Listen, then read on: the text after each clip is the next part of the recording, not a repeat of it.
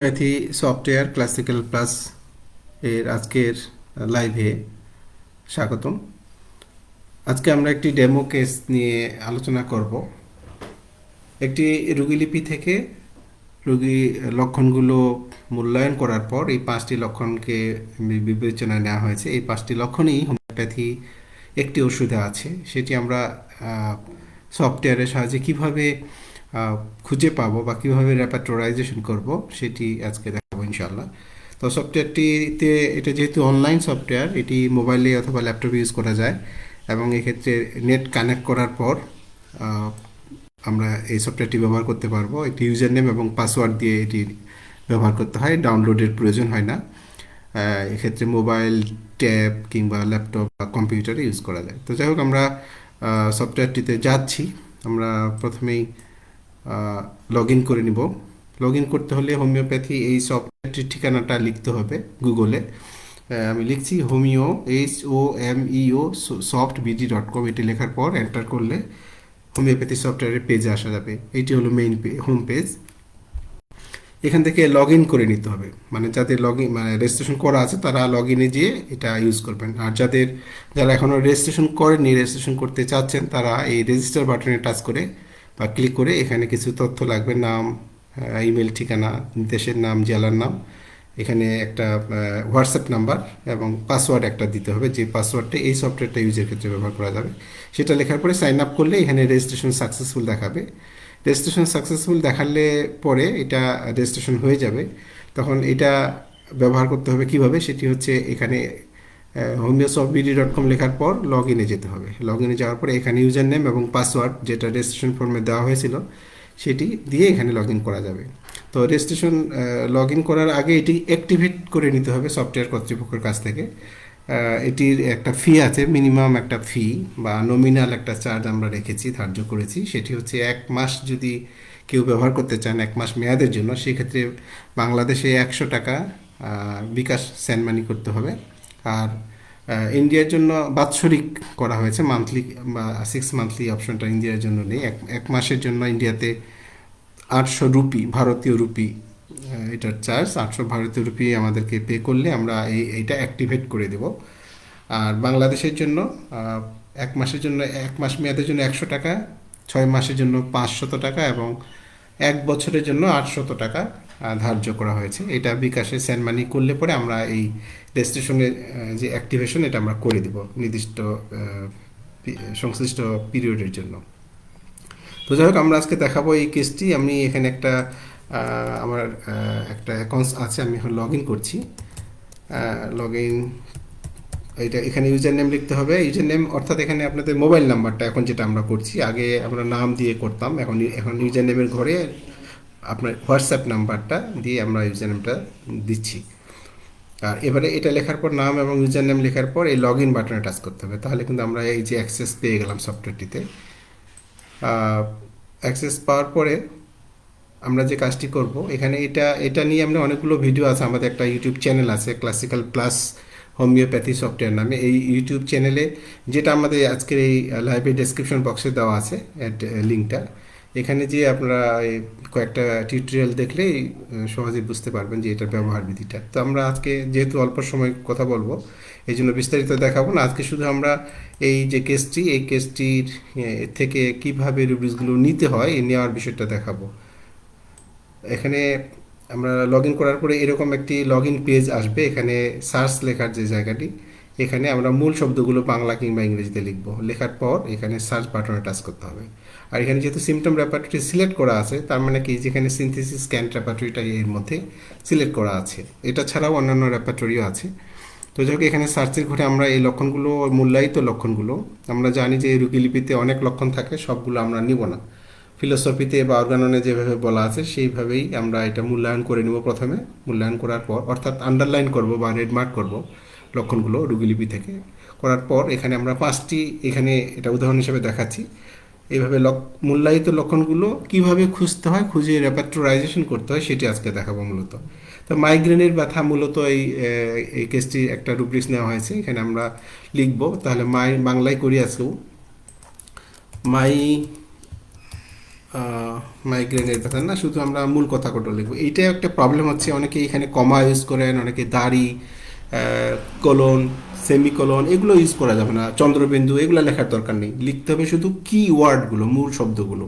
যেমন এখানে migraine, migraine আমরা একটা ওয়ার্ড যদি বড় হয় এবং সেক্ষেত্রে বানান যদি কনফিউশন থাকে তাহলে আমরা পুরোটা লিখবো না, ওই শব্দের অর্ধেকটা লিখলে হবে। তাহলে মাইগ্রেন আমরা লিখলাম, লেখার পরে এইবারে সার্চ বাটনে টাচ করব। তো এখন দেখেন মাইগ্রেন রিলেটেড বাংলাতে কিন্তু এখন 29টি রুব্রিক্স আছে, তার মধ্যে আমরা এখন যদি মেইনটি নিতে চাই, অর্থাৎ প্রধান লক্ষণটি, প্রধান রুব্রিক্সটি, মূল রুব্রিক্সটি, তাহলে এখানে মেইন কথাটি আমাদেরকে ইংরেজিতে লিখতে হবে আর কি। অথবা এই কিবোর্ডে লেখা আছে, কিবোর্ডে মেইন কথাটি লেখা আছে, এখানে টাচ করে এখানে মেইন লেখাটির উপরে ক্লিক করলে এটি এখানে চলে আসবে অটোমেটিক্যালি। তো এই কিবোর্ড এটা একবার টাচ করলে ওপেন হবে, একবার টাচ করলে হাইড হবে। আচ্ছা, তাহলে আমরা মেইন শব্দটি এখান থেকে নিয়ে আসলাম, অথবা কিবোর্ড থেকেও ডাইরেক্ট আমরা ইংরেজিতে লিখতে পারি মেইন কথাটি। এবারে এই সার্চ বাটনে টাচ করবো, তাহলে আমরা পেয়ে গেলাম যে এই মাইগ্রেনের যে পেইন, মাইগ্রেন যে ব্যথাটা, এটা এই রুব্রিক্সটি আমরা রেপার্টরিতে দেখতে পাচ্ছি, হেড চ্যাপ্টার আছে, হেড পেন। আমাদের এই সফটওয়্যারটির সুবিধা যে কোন চ্যাপ্টারে আছে কোন রুব্রিক্সটি আমাদের সেটা না মাথায় রাখলেও চলবে। শুধুমাত্র আমরা এখানে কিওয়ার্ড বা মূল শব্দ বা মানে কি বলবো, কিওয়ার্ড মানে যেটা বোঝা আর কি, প্রধান যে লক্ষণগুলো, শব্দগুলো সেটা লিখবো। লেখার পরে এখানে সার্চ দিলে আমরা কিন্তু পেয়ে গেলাম। এবার আমরা এখানে টাচ করে এই যে সামনে একটা চেক বক্স আছে এখানে, অথবা এই লক্ষণে যে কোনো এক জায়গায় টাচ করলে বা ক্লিক করলে এটি এই বাস্কেটে জমা হয়ে গেল। যে সিমটম টেকেন, অর্থাৎ যেখানে নামটা আপনার রোলিং হয় এই জায়গায় দেখেন 1 লিখে আসছে, তার মানে এই লক্ষণটি আমরা নিয়েছি এখানে। যদি এটা ভুলে টাচ হয় তাহলে আরেকবার টাচ করলে এটি 0 হয়ে যাবে, এই যে দেখেন এটি হাইড হয়ে গেল। তাহলে আমরা এটা নিলাম, নিয়ে এই যে হোমে টাচ করে এটা ক্লিন করে নিলাম। এবারে 2 নম্বর যে রুব্রিক্সটা সেটি হচ্ছে কি মাথা ব্যথার পর টক জাতীয় খাদ্য পছন্দ করে। এটি একটি পিকুলিয়ার লক্ষণ, যে তার মাথা ব্যথাটা যখন থেমে যায় তখন তার একটা সাওয়ার টাইপ ফুড সে পছন্দ করে, ডিজায়ার করে। তাহলে এখানে লিখবো যে এই যে একটা লক্ষণ, এই জায়গাটা একটু ভালো করে বলার চেষ্টা করি, মানে সহজভাবে। এইটা অনেকেই ভুল করেন বা খুঁজে পান না, অনেকেই কমপ্লেন করেন আর কি। সেটি হচ্ছে, এই ফোনটা একটু ধরো তো। সেটি হচ্ছে যে এই যে মাথা ব্যথার পর টক জাতীয় খাদ্য পছন্দ করে, এই যে একটা রুগীর ভাষ্য, এইটা থেকে আমরা শুধুমাত্র কয়েকটি 2টি বা 3টি শব্দ লিখব ওই লক্ষণের মূল, 2টা বা 3টা। একটা কি, যে একটা মাথা ব্যথা, আর একটা কি টক খাদ্য বা খাবার পছন্দ। তাহলে এই 3টা বিষয় লিখবো, আমাদের এত সব শব্দ লেখার দরকার নেই। তাহলে আমরা এখানে লিখলাম যে মাথা ব্যথা, মাথা ব্যথা লিখলাম, স্পেস দিয়ে আলাদা করে নিলাম, তারপর কি টক খাবার কি করে পছন্দ করে লিখলাম। লিখে এই যে এখানে লেখার পর এই সার্চ লেখার জায়গায় টাচ করলাম। তাহলে এখন কিন্তু আমরা সহজে পেয়ে গেলাম। এটা ফুড জেনারেল চ্যাপ্টার আছে, সিনথিসিসে food and drinks, sour food, desire, headache after. এটা হলো যে আমাদের রেপার্টরিতে মূল যে রেপার্টরি এখানে আছে, আমরা এখানে বাংলা যোগ করেছি, মাথা ব্যথার পর টক জাতীয় খাদ্য পছন্দ করে। তাহলে এইটিও আমরা নিলাম, এই যেখানে তাহলে 2টি হলো। আর এবারে আমরা আরেকটি নিব, ঠান্ডা পানি পছন্দ করে বা পান করতে চায় বা খেতে চায়। তাহলে এই যে এই লক্ষণটি আমরা এইভাবেই লিখবো না, রুগী যেভাবে বলে সেভাবেই আমরা লিখবো না, লিখলে পাবো না খুঁজে। এখানে কোলন দেওয়া আছে বা দাড়িও থাকতে পারে, কমা, এইটা আমার দরকার নেই। আমি কি করব, এই লক্ষণটি যেটি খুঁজতে চাচ্ছি সেটি 2টি বা 3টি মূল শব্দ, আমি আবার বলছি মূল শব্দ, তার মানে এই লক্ষণের মধ্যে যে আসল কথা যেগুলো, যেমন ঠান্ডা পানি পছন্দ করে, তো বাস এখানে মূল শব্দ একটা কি হতে পারে, ঠান্ডা পানি একটা মূল শব্দ হতে পারে, আর একটা হতে পছন্দ। তাহলে আমরা শুধু এখানে লিখবো যে ঠান্ডা পানি পছন্দ করে, বা ঠান্ডা পানি বা জল, আমরা জলও লিখতে পারি, পছন্দ। আচ্ছা, লিখে আমরা এখানে সার্চ দিলাম। দেখেন এখানে কিন্তু দেখা যাচ্ছে যে এই রিলেটেড 11টি রুব্রিক্স আছে। এর মধ্যে থেকে আমরা এখানেও আবার একটা মেইন, যেটা আমরা বলি যে অনেকগুলো যদি এখানে হয়, এই রিলেটেড লক্ষণ যদি পাওয়া যায়, তাহলে তার মধ্যে থেকে যে লক্ষণটি প্রধান সেই লক্ষণটি আমরা খুঁজবো। তাহলে এখানে কি করতে হবে, স্পেস দিয়ে মেইন শব্দটি ইংলিশে লিখতে হবে। এখানে আমি লিখেই দেখাচ্ছি, এখানে তাহলে আবার বোর্ড চেঞ্জ করতে হয়, এই জন্য আমরা একটা অপশন রেখেছি যে এই কিবোর্ডে টাচ করলে এখানে মেন যেহেতু লেখাই আছে, এখানে টাচ করলে কিন্তু এটা অটোমেটিক্যালি এখানে চলে আসবে। কিবোর্ডে আরেকবার টাচ করলে এটি হাইড হয়ে গেল। এবার আমরা সার্চ দিলাম, তাহলে দেখেন এখন কিন্তু আমরা ঠান্ডা পানি পছন্দ এবং অপছন্দ 2টি রুব্রিক্স পাচ্ছি। তার মধ্যে যেহেতু আমরা পছন্দটা নিব, এই জন্য এইটি জেনারেল চ্যাপ্টার আছে, ফুড অ্যান্ড ড্রিঙ্কস রুব্রিক্স, তার সাব রুব্রিক হচ্ছে কোল্ড ড্রিঙ্কস বা কোল ওয়াটার, ডিজার। এই যে কোল ওয়াটার, এটা মানে ঠান্ডা পানি পছন্দ করে, এটা আমরা নিলাম। তাহলে এখানে 3টি নেওয়া হলো সোফার। আর এবারে আরেকটি নেব শীতকাতর। তাহলে সিম্পলি এখানে আমরা শীতকাতর কথাটি লিখলে হলো, এটা কোন চ্যাপ্টারে আছে, কি ফর্মে আছে, আমাদের এটা মাথায় না রাখলেও চলবে। শীতকাতর লিখে আমি এখানে সার্চ দিলাম।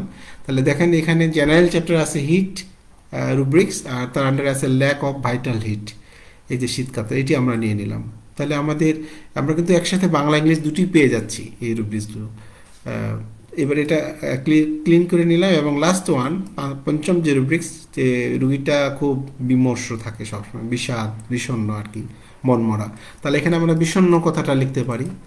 মূল শব্দ যদি লিখি তাহলে বিষণ্ণতা লিখে, এখানে বিষণ্ণতা লিখে আবারও এখানে সার্চ দিলে পরে বিষণ্ণতার কিন্তু 42 রকমের এখানে আমরা বাংলা খুঁজে পেয়েছি। ইংরেজিতে দিলে আরও বেশি আসবে, কেননা আমরা সবগুলো ইংরেজি এখনও বাংলা অনুবাদ করিনি, তবে ইম্পর্টেন্টগুলো সব অলমোস্ট করা হয়ে গেছে। তারপর আমরা রেগুলার বাংলা করে যাচ্ছি।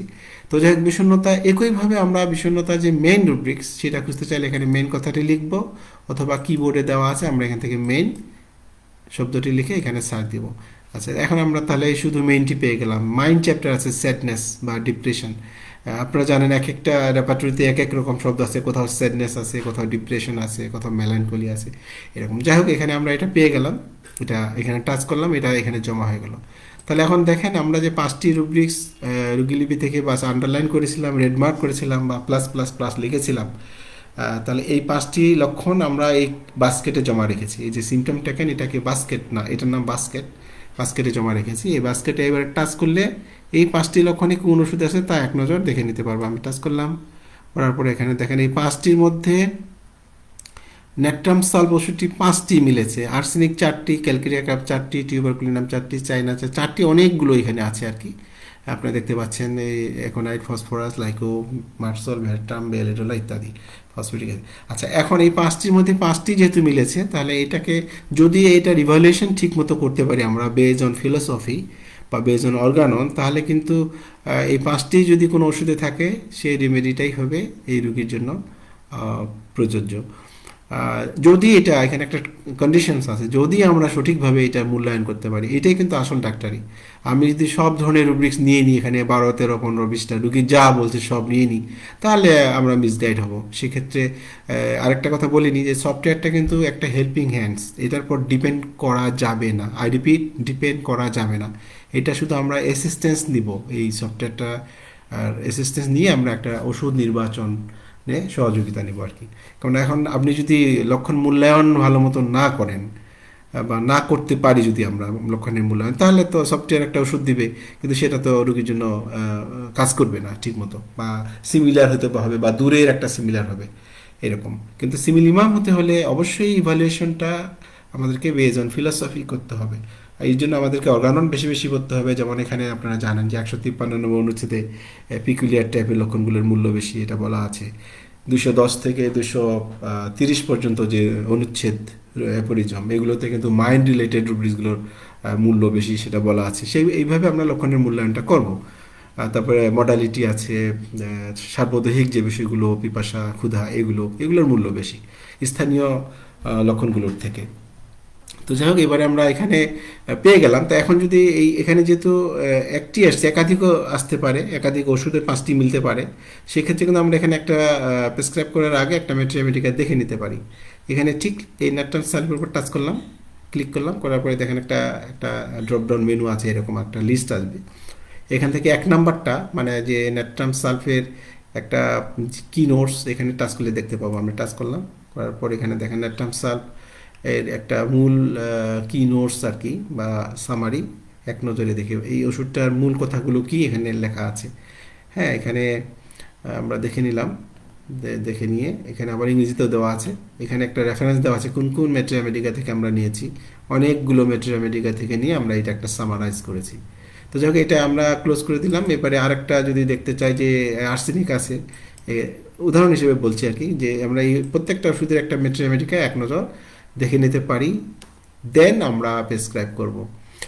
প্রথমে আসলে এইটাই হবে এমন কোনো কথা নেই, এখানে পরবর্তী ওষুধগুলোও হতে পারে। আমরা তো জানি যে আমরা সিঙ্গেল রেমেডি প্রেসক্রাইবার হোমিওপ্যাথিতে, সেক্ষেত্রে আমরা এটার হেল্প নিয়ে মেট্রিয়ামেডিকাগুলোর একটা তুলনামূলক আলোচনা করে আমরা রুগীকে প্রেসক্রাইব করতে পারি। এইভাবে যদি করতে পারি, হোপফুলি আমরা ভালো রেজাল্ট পাবো, রুগী আরোগ্য হবে, যদি সেটা আরোগ্যের পর্যায়ে থাকে রুগীটি।